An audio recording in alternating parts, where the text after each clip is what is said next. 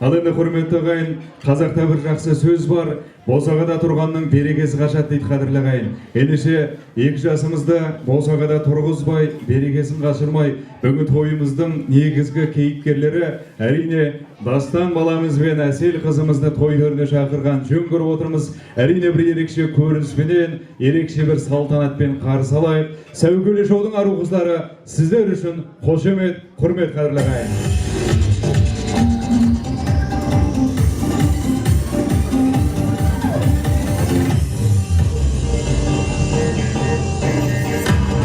Құрметтеріңіз аймай мінекей.